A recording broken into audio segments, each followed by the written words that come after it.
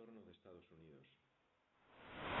Estados Unidos intenta tirar o máximo proveito da nova imaxe proporcionada polo presidente Obama, desenvolvendo unha actividade diplomática frenética e deixando as claras que a crise económica non afectará, antes ben ao contrario, a defensa dos seus intereses en todo o mundo, impedindo que outros países aproveiten as súas dificultades para gañar influencia internacional e mesmo para abrir portas a cambios sustanciais nas regras de xogo.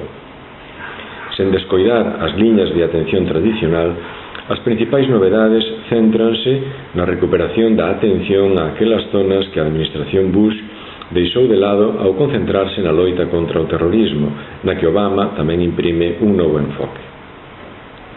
A primeira mirada diríxese cara ao sueste asiático, en especial a Filipinas, considerado o país coordinador das relacións estadounidenses coa ASEAN, 10 países con case 600 millóns de consumidores que en 2015 crearán un bloque económico do estilo da Unión Europea.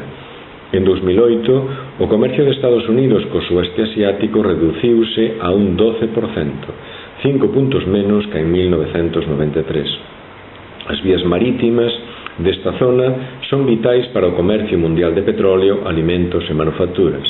A importancia concedida a Filipinas revela un crecente interese por instaurar a presenza militar neste país que mantivo ata 1992 durante 93 anos. África, por outra banda, sobe puntos no grau de importancia concedida pola administración Obama. Despois da visita presidencial a Ghana, a secretaria de Estado, Hillary Clinton, realizou en agosto unha xira por Kenia, Sudáfrica, Angola, Congo, Nigeria, Liberia e Cabo Verde. A ampla delegación estadounidense que participou nesta misión indica o claro inicio dunha rivalidade estratégica con China no continente, onde teme o medre dunha influencia que considera unha ameaza para os seus intereses. E o terceiro foco de atención é a América Latina, que hoxe padece dúas convulsións de distinto signo, pero onde Estados Unidos emerxe como referente. O papel de Washington na crise hondureña non está de todo explicado. Resulta evidente que non exerce aquí o mesmo tesón diplomático que aplica a outras crises onde ve perigar os seus intereses. Pero, ademais, a presenza de dous próximos da Clinton como asesores de Micheletti e facendo lobby en Estados Unidos en contra da recuperación da normalidade institucional destapa un dobre show de difícil encaixe, mesmo no suposto de que responda a diferenzas profundas entre a secretaria de Estado e o propio Obama, que amosou o seu apoio á iniciativa da Organización de Estados Americanos. O segundo episodio é Colombia. O anuncio da ampliación da presenza militar neste país rememora vellas prácticas e indica que as inercias do pasado son difíciles de abandonar.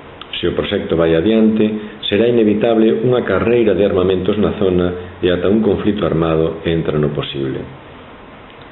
Os métodos en curso para a recuperación de posicións no escenario internacional, procurando gañar terreo a todos cantos, pretenden desenvolver dinámicas diferentes en diversos eidos, con estrategias propias, que en exercicio dunha soberanía irrenunciable queren deixar de mirar de reollo a Washington e conducilas en función das súas propias ambicións, revela que Obama segue en período de gracia, pero Estados Unidos está ben lonxe aínda de mudar de todo a súa concepción das relacións internacionais.